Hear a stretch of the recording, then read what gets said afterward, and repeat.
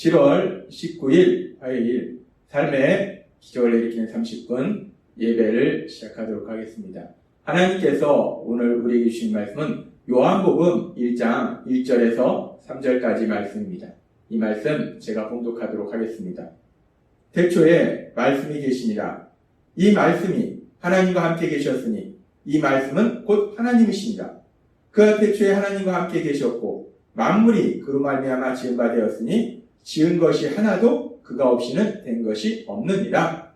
아멘. 오늘도 이 시간 하나님께서 우리에게 말씀하실 때 하나님의 말씀을 듣기 전에 잠시 기도하는 시간 갖도록 하겠습니다. 하나님 아버지 감사합니다. 오늘도 연약한 저희를 사랑하셔서 하나님 친히 저희를 만나주시고 저희에게 말씀하여 주시니 감사합니다. 하나님 오늘도 이 예배를 통해서 우리를 사랑하신 하나님 그 하나님을 만나게 하시고 그 하나님이 나에게 주신 그 말씀을 듣게 하셔서 그 말씀을 믿음으로 인해서 담대하게 세상을 살아가는 저희 모두가 될 수 있도록 은혜 베풀어 주옵소서. 예수님의 이름으로 감사하며 기도드리옵나이다. 아멘.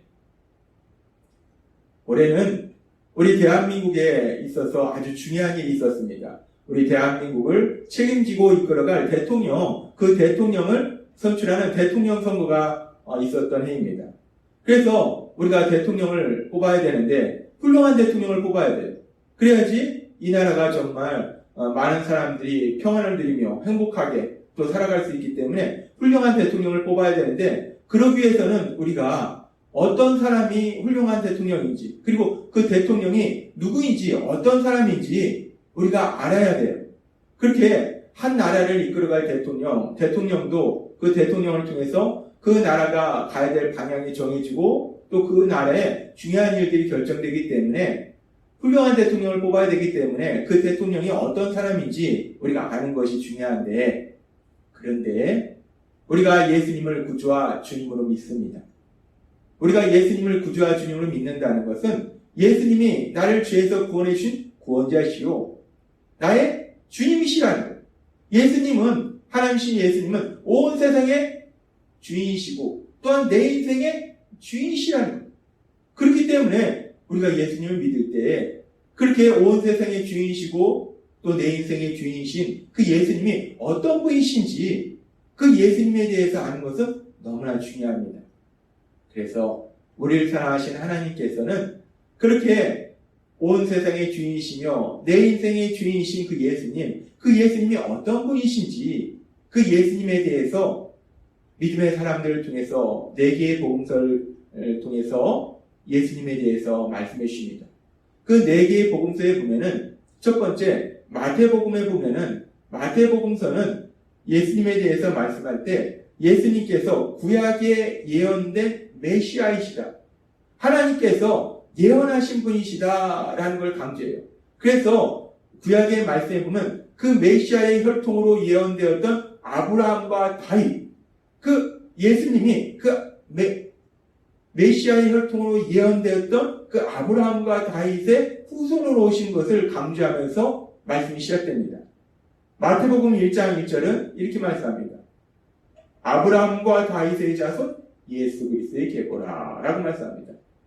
예수님은 구약에 예언된 메시아시라는 거예요. 하나님이 미리 말씀하셨다는 겁니다. 예언하셨다는 거예요. 그걸 강조하고 있어요.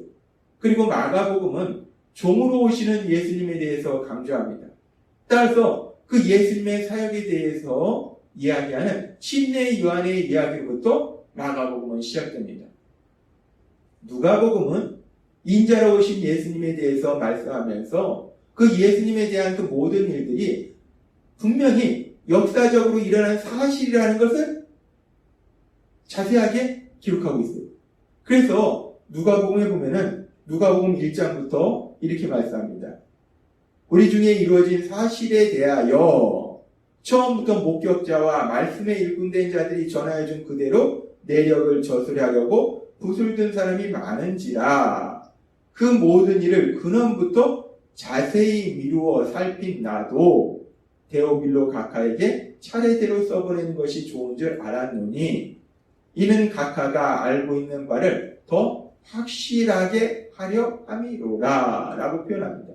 누가복음은 인자로 오신 예수님에 대해서 말씀하면서 그 예수님에 대한 그 모든 것들이 분명히 역사적 사건이다 라는 걸 강조하기 위해서 이렇게 시작합니다.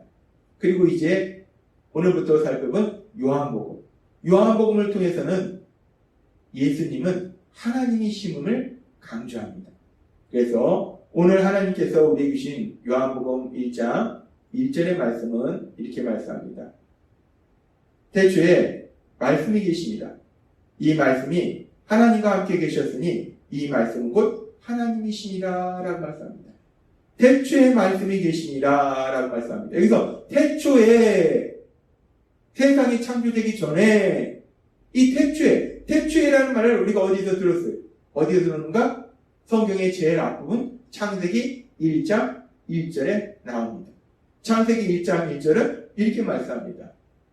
태초에 하나님이 천지를 창조하시니라 라고 말씀합니다. 구약의 첫 번째 말씀인 창세기. 그 창세기 1장 성경의 제일 처음 부분에 태초에 하나님이 천지를 창조하시니라 라고 성경을 시작해요.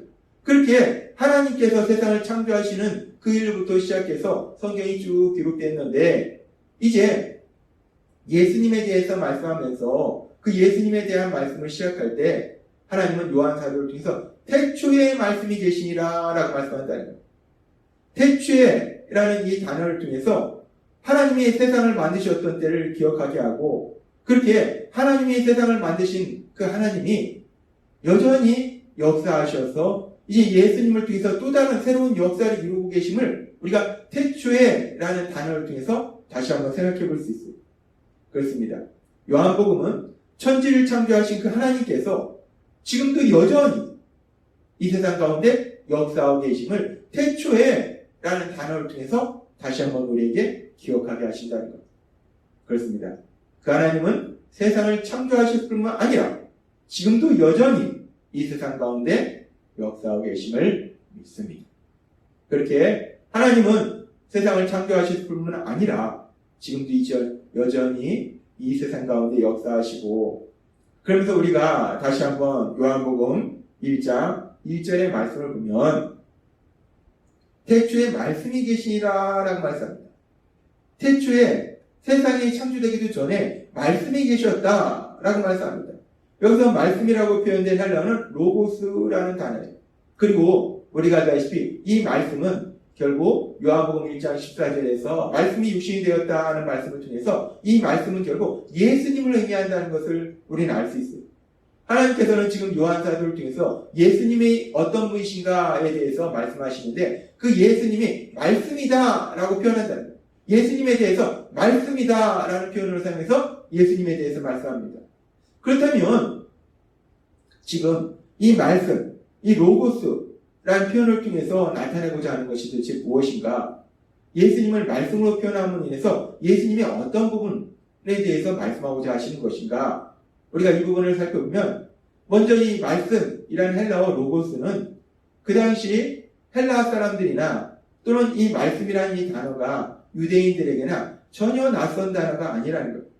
이 말씀이라는 단어, 이 로고스라는 단어는 유대인들에게도 헬라인에게도 익숙한 단어라는 것. 그렇게 그 당시 사람들에게 익숙한 단어를 사용해서 하나님께서 예수님이 어떤 분이신지를 말씀해 주신다는 거예요. 알기 쉽게 말씀해 주신 겁니다. 그러면 먼저 유대인들에게 있어서 말씀이란 어떤 의미를 가지고 있는가? 말씀. 유대인들에게의 말씀이라는 것은 말씀은 곧 능력을 의미해요. 왜냐하면 창세기에 하나님께서 세상을 창조하실 때 말씀으로 창조하셨다는 거예요. 빛이 있으라 말씀하시는 빛이 있고 하나님이 말씀하시니까 말씀은 그대로 이루어지시라는 거예요. 따라서 말씀은 하나님의 능력입니다. 뿐만 아니라 우리가 성경의 말씀에 보면 하나님이 말씀하시면 말씀하시고 그대로 이루시는 분이 하나님이시라는 거예요. 그래서 유대인들에게는 이 말씀이라는 개념은 말씀은 능력이라는 개념으로 이해된다는 거예요. 특별히 말씀은 창조의 능력이라는 개념으로 이해된다는 겁니다. 따라서 지금 예수님에 대해서 말씀이라는 표현을 사용하는 것은 예수님은 능력의 능력을 지니신 분이라는 거예요. 특별히 어떤 능력? 창조의 능력을 지니신 분이다라는 것을 표현한다는 거예요. 그래서 이어지는 요한복음 1장 3절의 말씀에 보면 만물이 그로 말미암아 지은 바 되었으니 지은 것이 하나도 그가 없이는 된 것이 없느니라 라고 말씀합니다. 예수님에 대해서 말씀으로 표현하고 그 말씀은 결국 창조의 능력을 가지신 분이시기 때문에 1장 3절은 그 예수님을 통해서 만물이 지어졌다. 모든 온 세상이 창조되었다라고 말씀한다는 거예요. 그렇습니다. 유대인들에게 있어서 말씀은 능력을 의미해요. 능력을 가지신 걸 의미해요. 창조의 능력을 의미합니다. 그리고 그러면 이제 헬라인들에게 이 말씀을 의미하는 로고스는 또 무엇을 의미하는가? 이 말씀을 의미하는 로고스는 이 헬라인들에게는 이 세상에 의미를 넣어주는 이성 또는 이 세상의 혼돈을 정리해서 질서정연하게 진행되도록 하는 힘, 능력 이런 부분을 의미해요. 그래서 이 헬라인들에게는 말씀이라는 것은 이 세상이 질서를 가지고 진행되도록 하는 힘을 의미한다는 거예요. 따라서 이 말씀이라는 의미는 유대인들에게는 창조의 능력이요 또 헬라인에게는 이 세상이 돌아가도록 하는 힘, 그 힘의 원천이 말씀이라는 거예요.